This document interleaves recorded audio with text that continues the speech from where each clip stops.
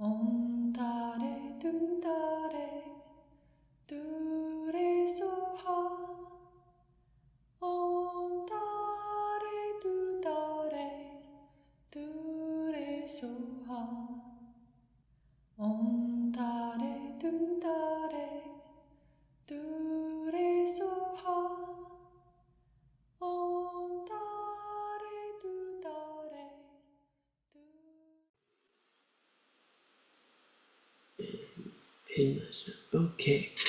All right. Well, such a joy to be with all of you, and a real gift to be able to have the opportunity, no matter where I am. And for those of you who signed on a bit late, this wall behind me is actually an image from the nunnery of Jetsuma Tenzin Palmo. So I'm using the virtual wall as a background because I'm in California at my daughter's home, and I'm coming to you live from my granddaughter's bedroom. So here we are. Right, well, we are in the section of the text on refuge, and last week I think we had a good overview of refuge, of Buddha, Dharma, Sangha, of a view to really think on what refuge is. And as I've been wandering around Northern California here, I've been noticing the struggle with lives that people have and some of the different obstacles that come our way. And what would it be like to have a safe place, something that you can rely upon, something that is a refuge, something that is dependable? Refuge is that place. As we're young, usually it's our mom's, our first refuge. I was, watching my granddaughter play softball earlier, and my other daughter came with her little boy, my grandson, and he's just getting out, just waking up. He's a little over 2 years old, and and he's grabbing onto mom. He's grabbing onto mom. This is the safe spot. This is what's safe. And so refuge is like this. Refuge is what's safe, what's dependable. When life is difficult, where's safety? And so this is something that doesn't come lightly when we think in terms of our mental and emotional well-being, our physical well-being. It's pretty easy to take refuge in, a lot of what we call mundane things, right? House, job, so forth, the career, the 401k. That might be a little tricky at the moment. That we're putting our refuge in these things, and that's going to make things okay. Or in our exercise routine, we're going to stay healthy and so forth. And may have noticed that rather than giving us peace and ease, there's often a lot of stress, worry, and fear around that. Is this job gonna last? Is this career gonna work out? Is my house, does it have insurance these days? A lot of places are actually losing that opportunity. Is my health going to be okay when I go to my checkups? And we start recognizing that a huge amount of our mental, emotional suffering is around the very things we think will provide us the refuge that we're seeking. And we're trying to get it to line up, so we're going to be okay. And looking a little more deeply, that's where our stress, worry, and fear lines up. Trying to line all that up. So here, this different opportunities to understand what's our ultimate refuge, what is really meaningful, where is a place we can deeply, rest, feel safe, understand, have meaning and purpose. I was reflecting on this a little bit when I first moved to Carbondale. Some of you are pretty aware that I don't really want to be a Buddhist teacher. Not my thing. And so I moved to Carbondale, and some of the first, people asked you to give teachings. And so there's a group, a little community, and I said, yeah, we'll go through the Four Noble Truths. And my plan was at the end of that, then I can not teach Dharma and I can focus on our mindfulness programs. So simultaneously up in Carbondale, we're going through the Four Noble Truths. We have a little group, and we have some other people are trained in mindfulness. And I was just thinking, well, I'll teach this course, and when we're done, we'll go to the mindfulness where I feel I'm more my calling. And right as we reached the end, towards the very last session, there was a tragedy in our community, and one of our people had lost their newborn child, right? Baby, I think, only lasted a couple hours, and then died. And it was really hit the community hard. And one of those people actually was our dear friend Aaron, who was the former program director here and is currently the caretaker at Mio Samtidling. And he was very active in the mindfulness things, and but not so much the Buddhist. And he came, and the community came that night to the Buddhist teaching, and it filled the room. And I remember Aaron being in such tears, and they're seeking refuge. They're seeking some way to be okay.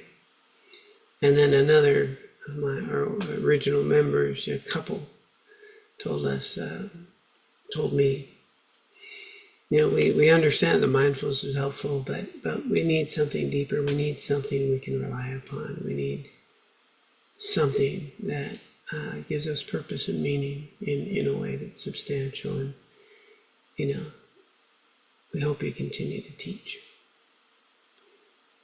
And so, the realization for me there was that in times of trouble, people need a real refuge that they can sink deeply into, that they can have faith in, that gives meaning and purpose to their life. It doesn't necessarily need to be Buddhist, but they need something beyond the worldly activities. And that was the beginning, the shift of, as you guys know, we didn't stop teaching. And we are all these years later. And for me, I've been fortunate to have cultivated a refuge. And the book we're going through gives the very traditional view of taking refuge in the Buddha, Dharma, Sangha, the three jewels, and the causes for it, the benefits of it. That's how we really move from an intellectual idea to a real refuge, to a real understanding. And in the method that I'd like to talk about, and the way that I think makes just a real practical way of understanding taking refuge, is to really begin with the Dharma. Last week we talked about causes of refuge is suffering, and then the Dharma being that which removes suffering. And the invitation was to notice, is this true? Is the Dharma providing you with opportunities to reduce mental and emotional suffering? Is that true or not? And if we find it's true, we might have some faith. But if it's us sitting around every week talking about it, and engaging in our normal activities, it's really not going to be there when we need it. It's going to be this thing that I have an awareness of, that I feel a little better about. I do find that some people will return, and why do people return after being away for a bit? Usually because some suffering. and we're coming back to something. That's just the ebb and flow of Dharma centers. And so when we think about the three jewels, Buddha, Dharma, Sangha, the Buddha that gave the teachings, we use the analogy of the doctor, the Dharma being the medicine, the Sangha, the whole support group that helps us realize that Dharma within ourselves. And in this case, the Sangha is the Sangha of realized beings that have gone before us. Well, we start with Dharma. We start here. The Dharma is, and I've been taught this is, I train when asked, what's the most important of the three jewels? Typically we might think the Buddha. But generally the answer is the Dharma. The Buddha's giving us the Dharma. The Buddha's trying to point the way. The Dharma is not simply these words. It's the realizations of truth and the teachings that protect us from suffering, that help us recognize our ultimate nature, be free of this suffering. And so the Buddha provides it. The Dharma is this path. And then the Sangha supports us through this whole journey. But fundamentally, it's about the Dharma.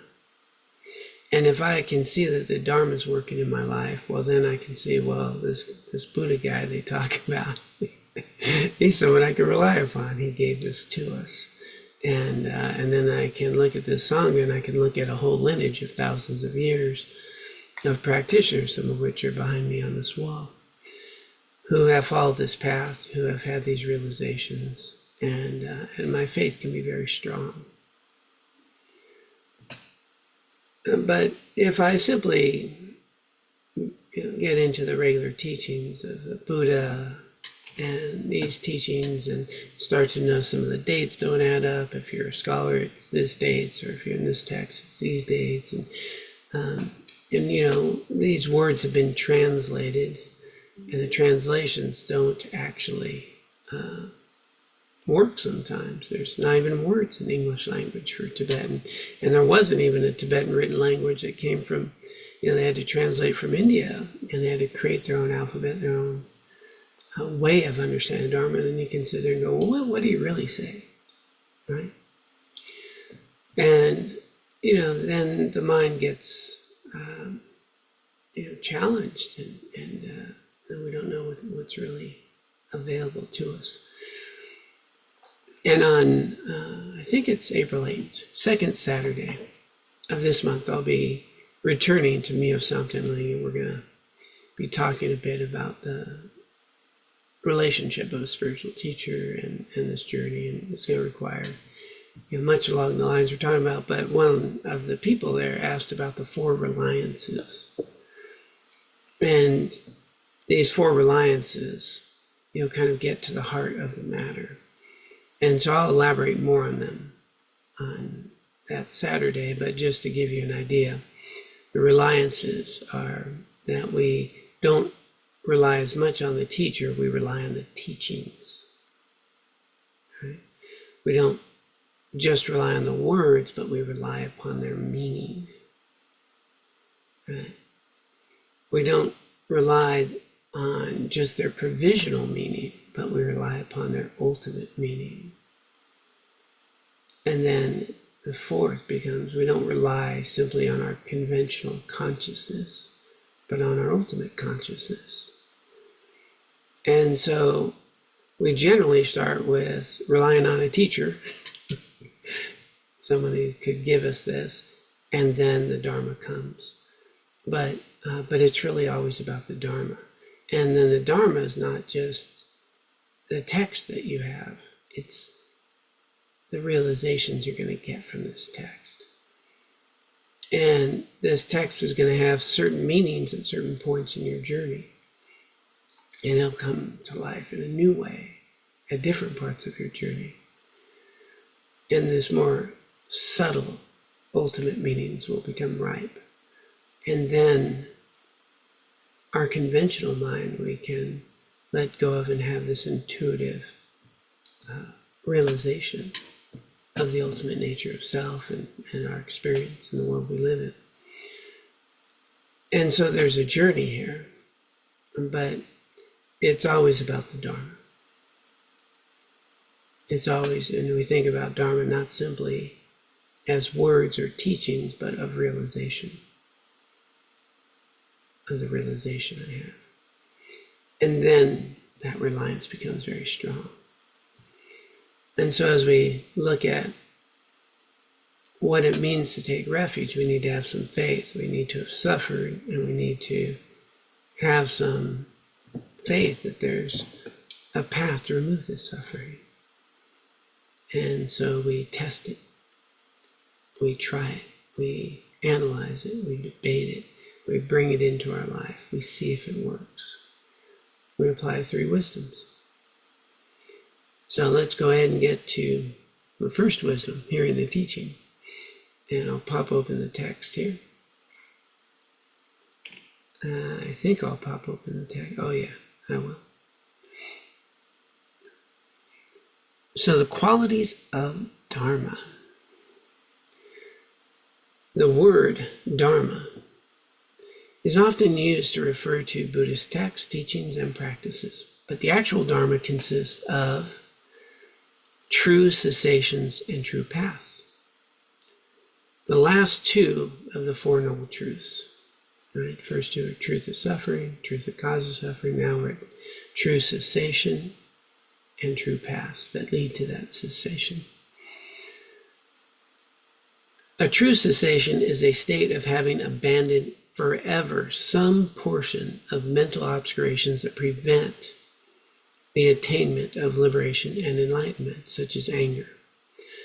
So a true cessation is a state of having abandoned forever some portion of mental obscurations. Okay, not that it's not here now, like right now I'm not feeling very angry, but that doesn't mean anger won't show up.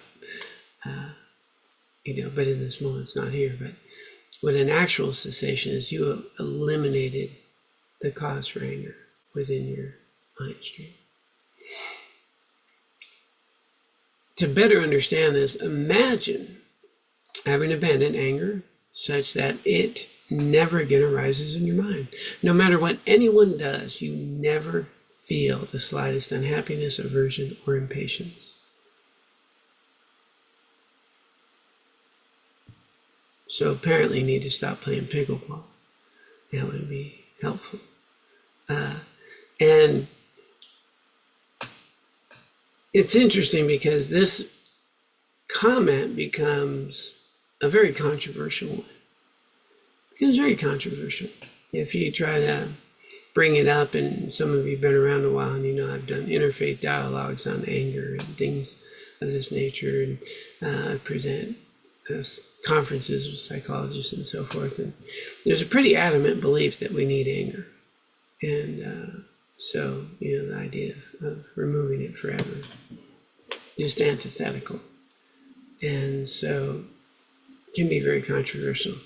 So a good way in is, what would it be like, maybe we haven't removed all of anger, but what would it be like to remove a shorter bandwidth of anger, like frustration? What would it be like to not be frustrated? So if you think about anger, it's a bandwidth. It starts with things like being annoyed, being maybe a little frustrated, and it goes up. We have all these little descriptors that go up to angry or rageful, all the way at the other end. But the whole bandwidth is anger. Right? When we're frustrated, we're angry. And so what would it be like to be less angry? What would it be like to have less frustration? What would it be like to notice that things that used to annoy you don't annoy you anymore?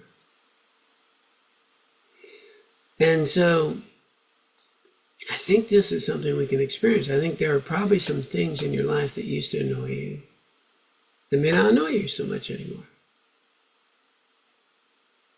I'm perfectly content putting the toilet paper in the wrong way if it's going to make Laura happy. Okay? Can do that. So there are things in our lives that we can work on, and so a cessation is going to be looking at the root cause of what gave rise to annoyance or what gave rise to frustration, and cutting through to that root.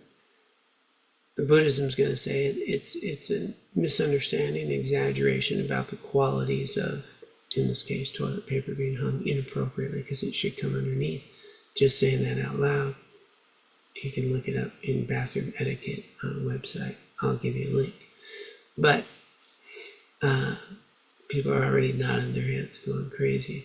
So the this process then is, well, does it really matter? And where's my annoyance coming from? Well, something pretty petty that doesn't really matter. And it's that I don't want to accept something. And so I start to realize, whoa, annoyance in me, not the toilet paper. Right? And I've exaggerated these qualities and got conditioned in a certain way. Minor example, it's kind of humorous. But we get frustrated all the time with very little things. And then if we get more deeply, we've kind of reified them. And then there's a real me that's being annoyed. And so if we start unwrapping that a bit and just noticing that there's a sensation arising in my body, wow, we might be able to not even stick a label like annoyance on it. There's a sensation arising in my body. And so we can start working on things, and you might start finding less annoyed, less fearful, less anxiety. And so true cessations start with these little cessations. And then if we get some faith that some of these little cessations work, then we're going to have a little more confidence to dig more deeply. And ultimately, at some point, recognize you're not these feelings and thoughts and experiences anyway. There's not, who is it that's getting annoyed? And who's getting annoyed is some idea of John. And so deconstructing that is this journey of Dharma, of always coming back to how to exist. How to exist. And how do I understand myself and my experience? And then having said that, if we get angry or experience anger, that would be a more appropriate way of saying it. Doesn't mean that, we're not doing things right. It means, okay, there's some anger. It's showing me what to look at. So Nicole, go ahead and chime in here. Thank you. So the sensation arises and we don't stick a label on it. Then what? It'll go away. Is it also a matter of acceptance? Yeah, deep acceptance. Sensation in the body, not fighting it, not resisting it. It comes, it goes. There's times where it's helpful to be curious about it. Oh, I'm experiencing this sensation. Why? In this, why would I have a label like annoying? And I might see that I really would like this person to be different than they are. And there might be a belief system that if they were different than they are, I could be happy.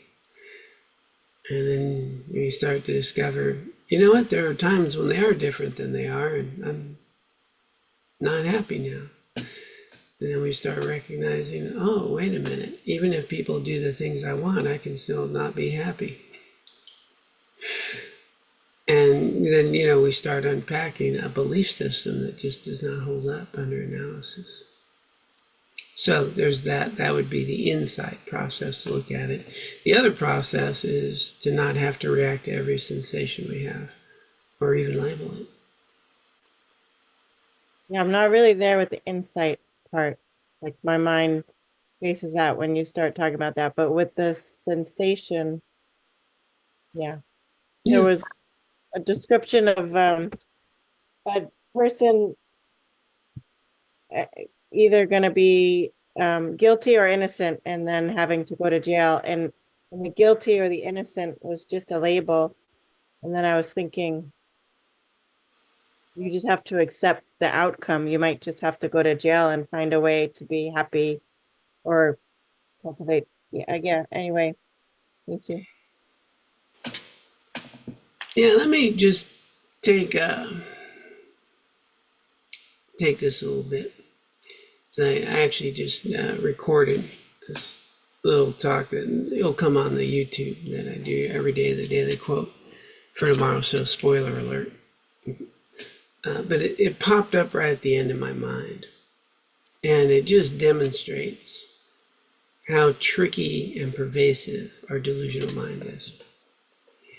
And a friend of mine, a colleague I used to work with, taught high school with, who is small, who has disabilities, partially paralyzed, has to have an adaptive car and different adaptations to use normal things that we use, and accommodation, and has a lot of chronic pain. And so, she was going through a mindfulness course of ours, and it just blew my mind when she said, "I'm understanding this." She said, because she was in kind of going through a more heavy time of chronic pain than normal. And she had the thought, if I could just be healthy, I could be happy. And then she said, that is so not true. She saw it. She saw that what a delusion that has been tormenting her. Because in the course she started analyzing and she realized there's a lot of healthy people she knows who are not happy, believe it or not. Take a look around, there's a lot of healthy people around you and they're not happy. But it seems so reasonable on the surface, doesn't it? That if you didn't have this chronic pain, you could be happy. And what happened was she, had less pain. She had less resistance, so forth. But, it was such a tangible example to me. And I can see in my own mind where, if this or that was different. And then this or that gets different for a little while. And then we have something else to be unhappy about. So this is the unpacking of understanding the causes of discontent, of anger, frustration, and this whole belief system that if this person was different, it'd be good. So, go ahead, Alyssa. Okay, thank you. So I've had this question for a while, and it's still hard for me to really formulate the words for it, but it has to do uh, with this topic and setting boundaries. Um, Knowing that my own sense of well-being and peace does not lie on someone else's behavior, and that it really has to do more with how I show up to however that person or situation, how that arises, how I can feel about my own, yeah, my own actions, my own thought process, mind stream. But at the same time, we don't want to be doormats either. I don't want to be a doormat. Um,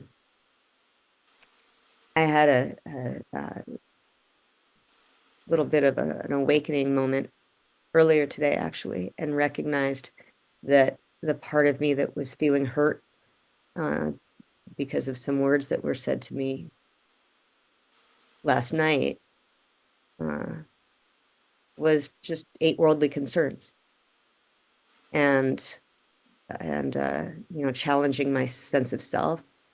So when I was able to realize that and let go of that, instantly I had compassion for the other person and myself, and I felt better. But it still is the question of setting boundaries, of when is it okay to say, I don't want you to talk to me like that. And saying, no, I love you and I love myself enough to say, we're not going there.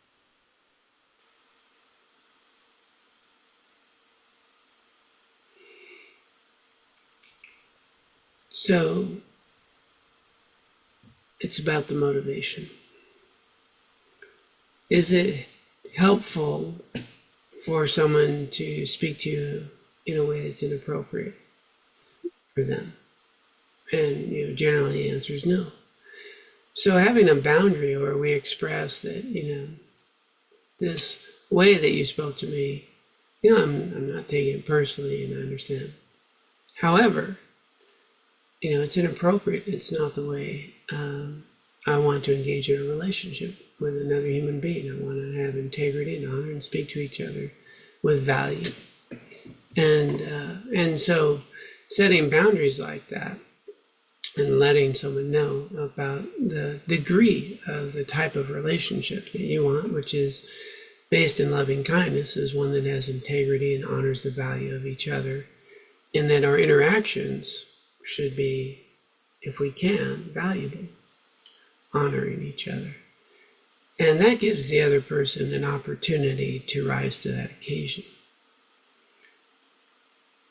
And so it's a healthy thing to do, not being a doormat, to use that analogy, is to allow others to damage themselves, to not transform, or even be able to realize that they may have said some things that were inappropriate or unhealthy or not in integrity with value. They don't know it unless we have the conversation. And so it's not that we don't step in and offer people the opportunity to do the right thing.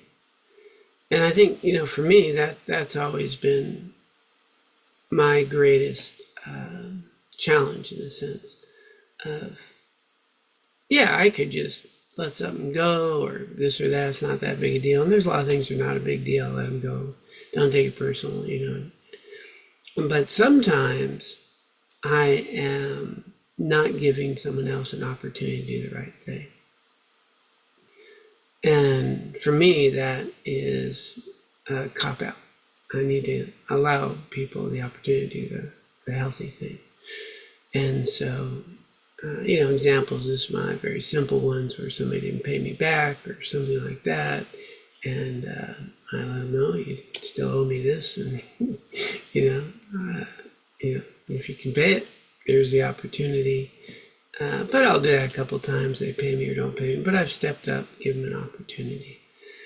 If someone speaks to me in a certain way and it doesn't really value the relationship, I just let them know, look, I value our relationship. And in order for us to have a healthy dialogue, I need us to be able to speak to each other in ways that honor each other. And, that's my boundary.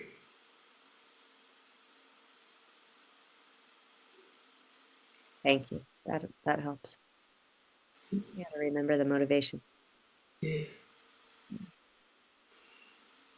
Because if we don't do that, sometimes they never know, and don't really have an opportunity to grow and do healthier, meaningful things. All right, let's go ahead and just pop back into the text. I think we can get to this little piece here. So, a cessation ultimately is going to be where that's completely removed. But there's a process of cessation. And the ultimate one is to know who we are. And wisdom frees us from all this. But there's a journey. And that's where we get to the path. A true path is a realization that enables us to attain a true cessation. The main true path is the wisdom directly realizing emptiness, which is the true nature of all things. And so here's the whole journey. It's to know the truth about yourself and your experience. When this realization is achieved as the culmination of learning, thinking about, and meditating on emptiness, so that was 3 wisdoms, ignorance and disturbing emotions are abandoned and no longer arise. This abandonment occurs gradually in stages as one progresses along the path to liberation or enlightenment. Dharma is said to be the actual refuge. It is like the medicine that cures our suffering and its causes. And so therein lies this path. And do we have reliance on the path? So if I'm recalling properly last week, I think I talked about that path of ethics, concentration, and wisdom. That these are the aspects of how we can live our life in ways that will reduce this suffering, will give us this wisdom, which will transform our lives. And so those 3 higher trainings are the 3 categories of the Noble Eightfold Path. When we think about right view, right intention, we're in wisdom, right speech, right livelihood, right action, those are all within the ethics. Right effort, right mindfulness, right concentration, those would be in the concentration area. And I'm sure you know all those by heart. And I say that sometimes funny because I remember studying probably a year and a half. I was at a Tibetan Buddhist temple, studying for a year and a half, going doing every teaching I can do, getting there. And it occurred to me, I don't even know the whole Noble Eightfold Path. I don't know the 4 nobles. I know the truth of suffering. I knew the 3 types of suffering and, 4 nobles. I'm like, what's that Eightfold Path, And, I thought, I should probably know that. You can Google it, by the way. So this is the path. These are the practices that bring about realization, understanding, true causes, and then true cessations. And so foundationally, as I live with ethics, and we have the 10 wholesome actions that we want to cultivate and avoid the 10 unwholesome, does that transform your well-being? Does it eliminate suffering?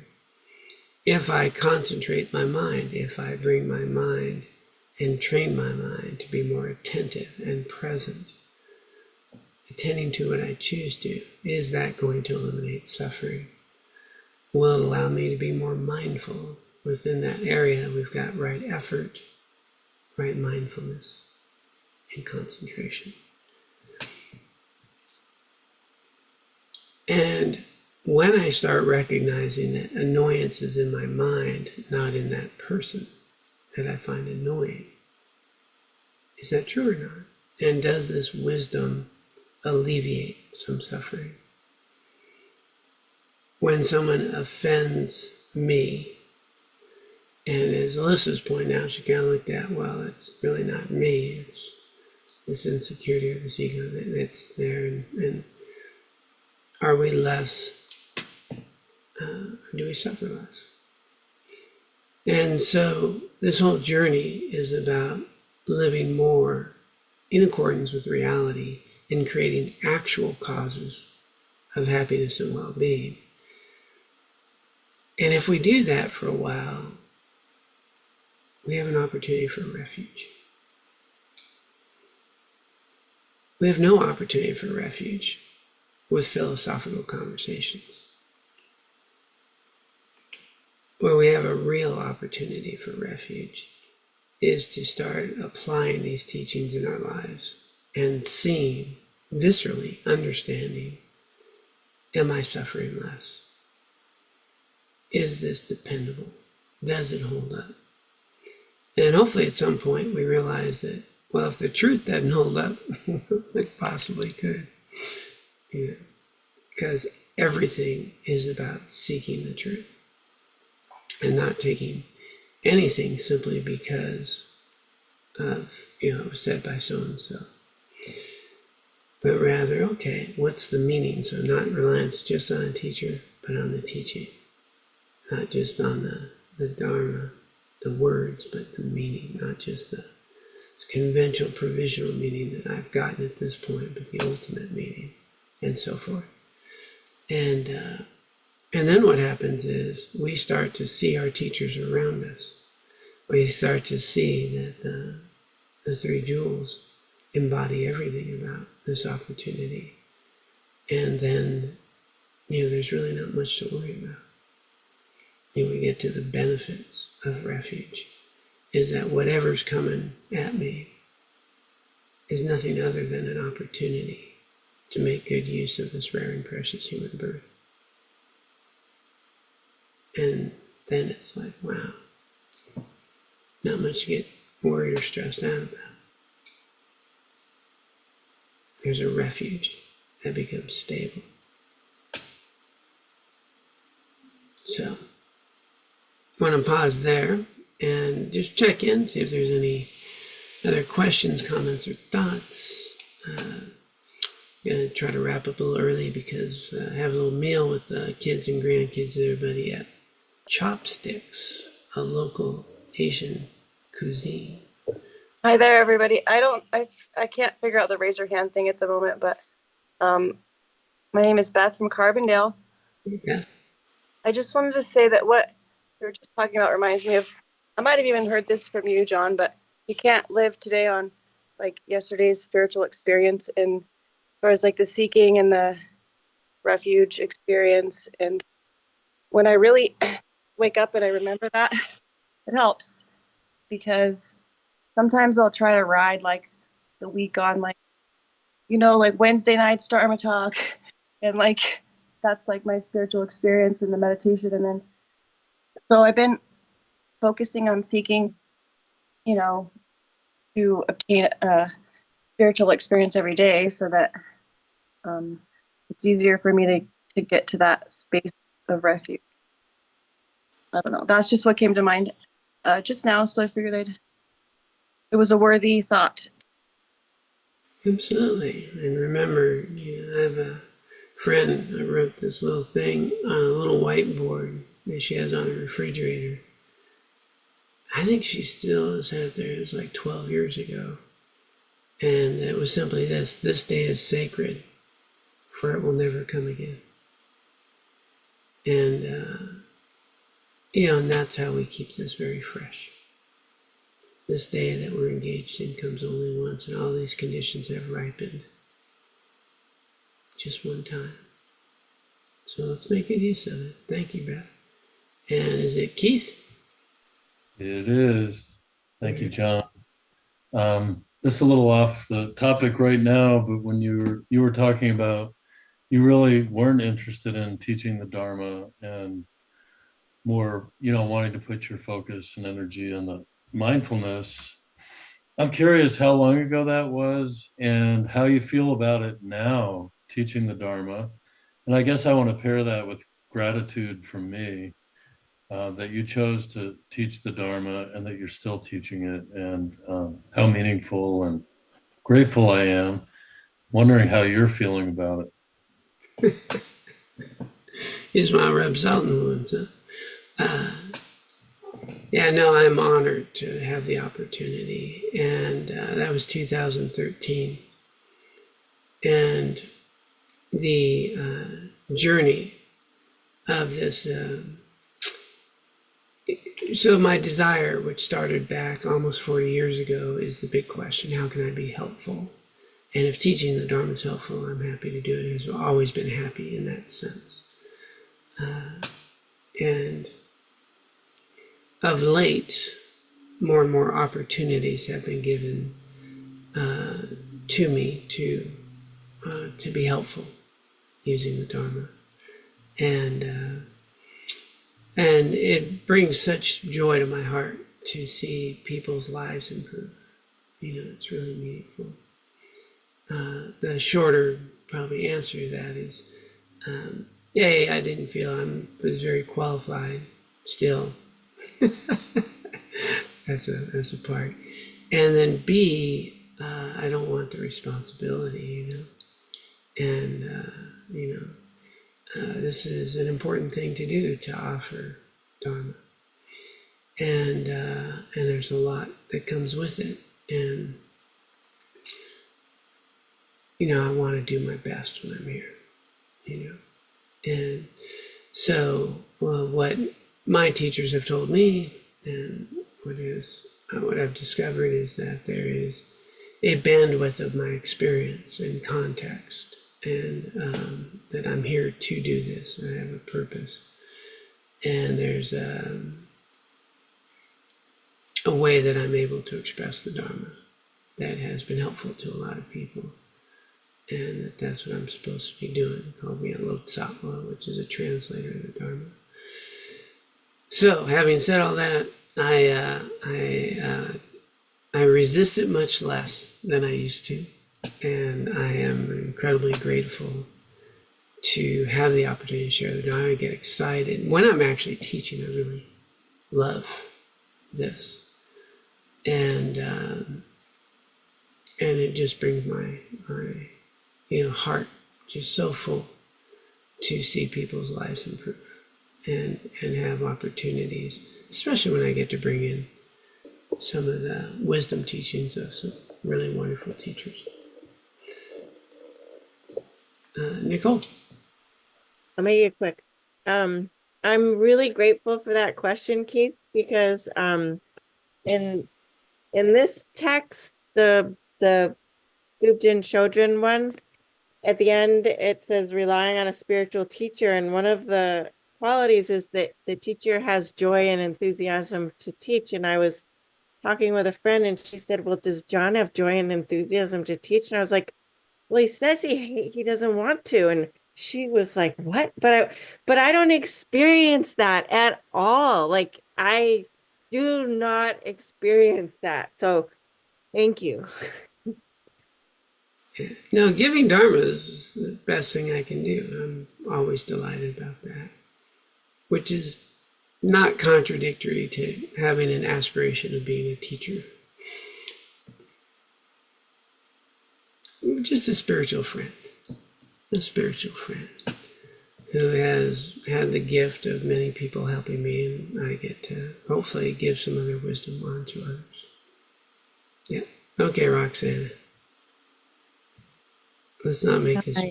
Hi. Okay.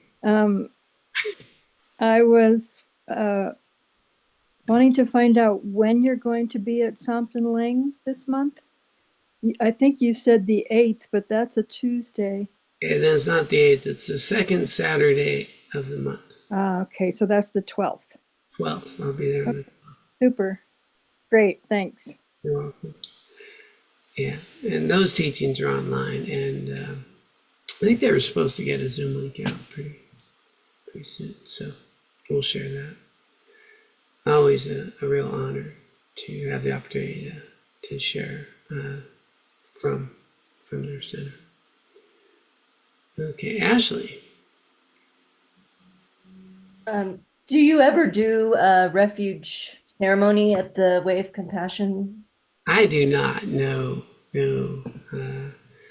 Yeah, I don't know that that's not in my wheelhouse. So, yeah, above my pay grade, I would say. But I do hopefully inspire you to recognize that refuge isn't about a ceremony.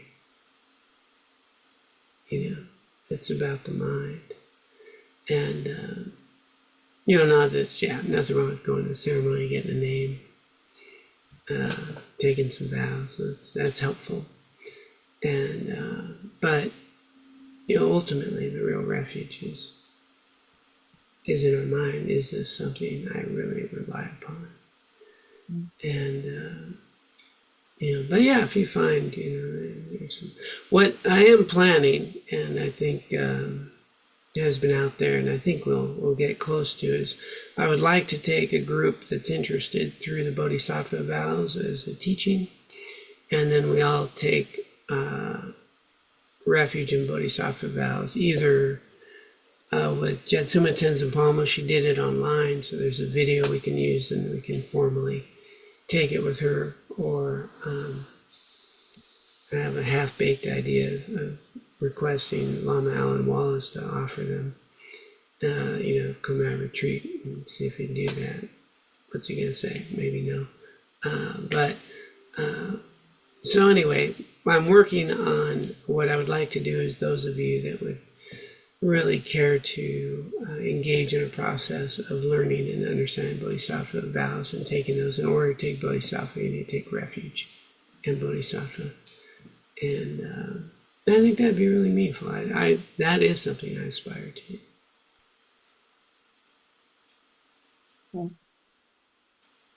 Yeah. Okay. Well. All right. Let's go ahead and dedicate.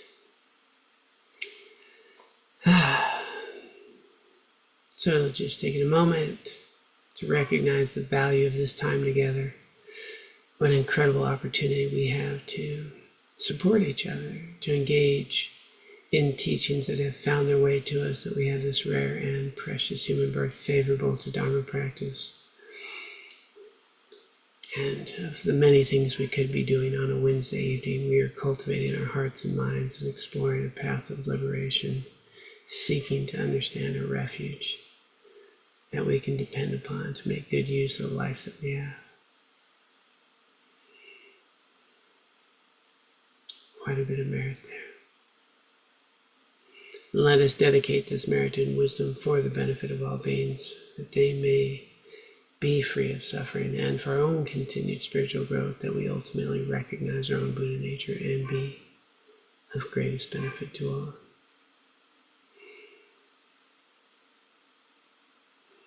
Let us dedicate. By this merit may I soon attain the enlightened state of Guru Buddha, that I may be able to liberate all sentient beings from their sufferings. May the precious Bodhi mind not yet born arise and grow. May that born have no decline, but increase forevermore. Om Tare Tu Tare Tu Re Soha. Om Tare Tu Tare Tu Re Soha. Om